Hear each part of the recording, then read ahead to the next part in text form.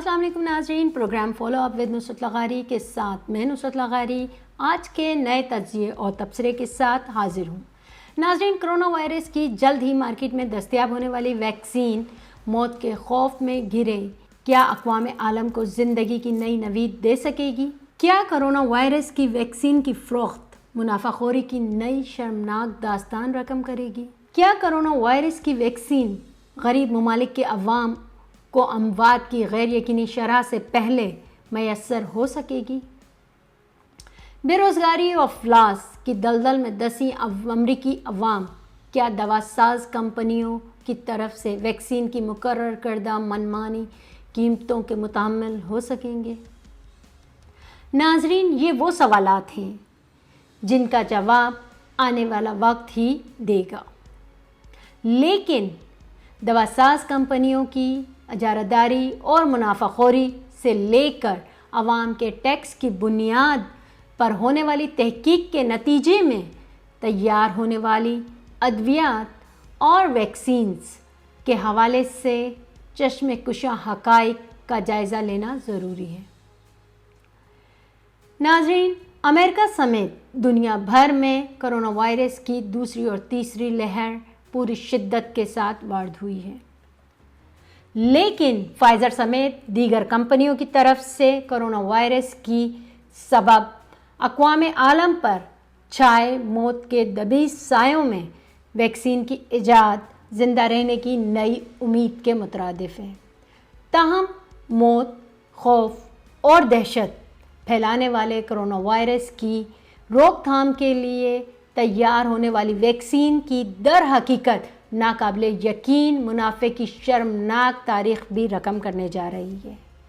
جی ناظرین، اس تاریخ پر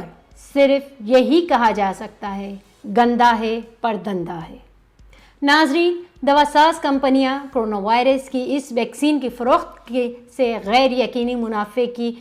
منتظر ہیں اور کرونا جیسے وبائی مرض کو یہ زندگی میں ایک بار قسمت سے ملنے والا منافع کمانے کے موقع کا تصور کرتی ہیں۔ ناظرین، دنیا میں کوئی کاروباری شعبہ اور معیشت ایسی نہیں جو کرونا وائرس کی وجہ سے زبحالی کا شکار نہ ہوئی ہو، لیکن دوا سازی کی صنعت وہ واحد صنعت ہے جو نہ تو غیر مستحکم ہوئی نہ خسارے کا شکار ہوئی، بلکہ اس کے استحکام اور منافع میں اضافہ ہوا ہے۔ ناظرین، وبائی امراض ہمیشہ ہی ان کمپنیوں کے لیے منافع کا طوفان لے کر آتے ہیں۔ اس حقیقت کا اندازہ معروف مصنف جیرلڈ پوزنر کی کتاب Pharma Greed Lies and Poisoning of America میں بیان کردہ تلخ حقائق سے لگایا جا سکتا ہے۔ جیرلڈ لکھتا ہے کہ ادویات انسان کی ضرورت ہے اور خصوصاً کرونا جیسے موذی مرض کے انسداد کے لیے ویکسین کی ضرورت ہے۔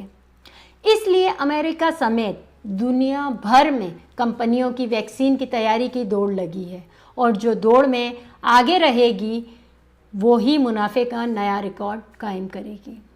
ناظرین، لگتا ہے کہ کرونا سے پیدا ہونے والا عالمی بحران دوا سازی کی صنعت کے لیے ویکسین کی فروخت اور منافع کے حوالے سے بلاک بسٹر ثابت ہوگا۔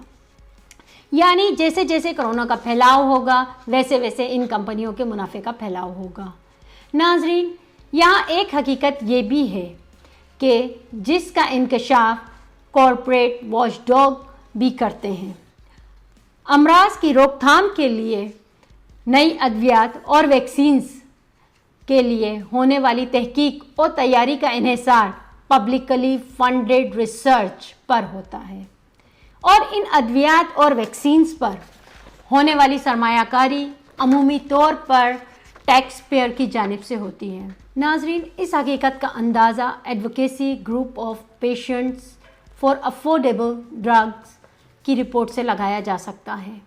جس میں بتایا گیا ہے کہ 2010 سے لے کر 2016 تک فوڈ اینڈ ڈرگ ایڈمنسٹریشن کی طرف سے منظور کی جانے والی ہر دوا کی تحقیق پر مجموعی طور پر ٹیکس پیئرز کے $100 بلین خرچ ہوئے، جبکہ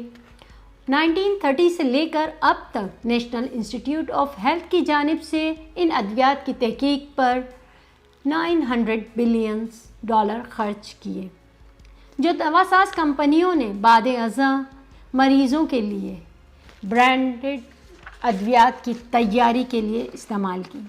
مثال کے طور پر نیشنل انسٹیٹیوٹ آف ہیلتھ کے فنڈ سے ہونے والی تحقیق کے بعد تیار ہونے والی ہیپاٹائٹس سی کی دوا اینٹی وائرل ڈرگ سفسبیویر اب گلیڈ سائنسز کی ملکیت ہے، جس نے دوا کی ایک گولی $1,000 میں فروخت کی اور اس دوا سے ابتدائی 3 سالوں میں $44 بلین کمائے۔ ناظرین، اسی طرح فائزر کمپنی کی طرف سے متعارف کروائی جانے والی کرونا وائرس کی پہلی ویکسین سے 5 ماہ قبل آمدنی کا تخمینہ $40 بلین لگایا گیا تھا۔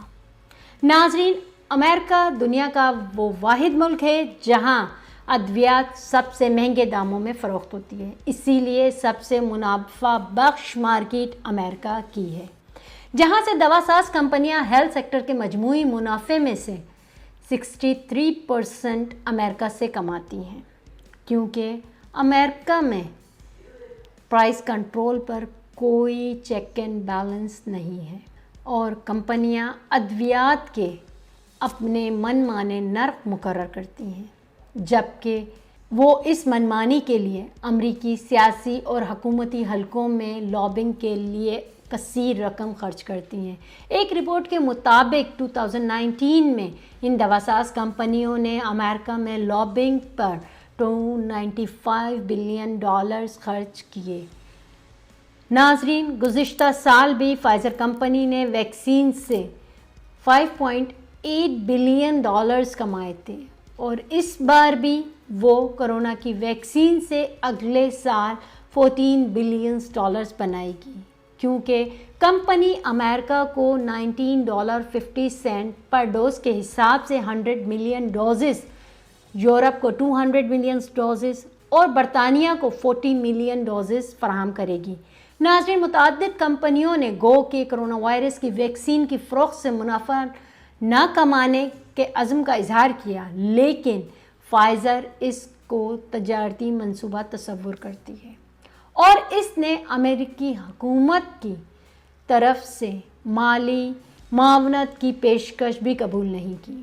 اور اس ویکسین کی تیاری پر از خود $2 بلین خرچ کیے، جس سے بخوبی اندازہ لگایا جا سکتا ہے کہ کمپنی $2 بلین خرچ کر کے پہلے سال ہی $14 بلین کمائی کی۔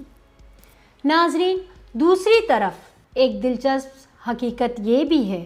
کہ فائزر کی امریکی حریف کمپنیاں جانسن اینڈ جانسن اور ایسٹرازینیکا نے یقین دلایا ہے کہ ان کی تیار ہونے والی ویکسین حکومت کو $3 سے $5 میں فروخت کریں گی، لیکن حکومت سے ویکسین کی تحقیق کے لیے $1 بلین وصول کرنے والی کمپنی موڈرنا نے اپنی ویکسین کی ایک خوراک کی قیمت $32 سے $37 مقرر کرنے کا اعلان کیا ہے۔ ناظرین، فائزر نے اپنی ویکسین 11 دسمبر کو مارکیٹ میں لانے کا اعلان کیا ہے، تاہم یہ بات طے ہے کہ کرونا کی ویکسین سب سے پہلے امریکی عوام کو ملے گی اور اس کے بعد یورپ اور برطانیہ کا نمبر آئے گا، لیکن یہ نہیں معلوم ترقی پذیر اور غریب ممالک کے عوام ویکسین کب اور کس تعداد میں ان کے نرخوں پر ملے گی۔ ممکن ہے کہ جب ان ممالک کا نمبر آئے گا اس وقت تک کرونا وائرس ناقابل یقین تعداد میں انسانی حیات کو نگل چکا ہوگا، کیونکہ دنیا بھر کے لوگوں کے لیے ویکسین کی 40 بلین خوراکیں درکار ہوں گی اور ان خوراکوں کی تیاری میں کتنا وقت لگے گا کسی کو نہیں معلوم۔ تاہم آخری امید ورلڈ ہیلتھ آرگنائزیشن ہے، جس نے سینکڑوں ممالک سے تعاون سے فنڈ جمع کر کے ویکسین کے اقوام عالم میں مساوی تقسیم کا عزم کیا ہے۔ ناظرین، پہلی ویکسین کی دسمبر میں دستیابی کے بعد ہی اور اس کے مؤثر اور ہر کسی کے لیے دستیاب ہونے کے حوالے سے صورتحال واضح ہوگی اور قوی امید ہے کہ آنے والا نیا سال اقوام عالم کے لیے زندگی کی نئی نوید لے کر آئے گا اور کرونا جیسے موذی مرض کے خاتمے کا سال ثابت ہوگا۔ ناظرین، اگلی معلوماتی رپورٹ اور تجزیے تک اجازت دیجیے، اللہ نے کے بعد۔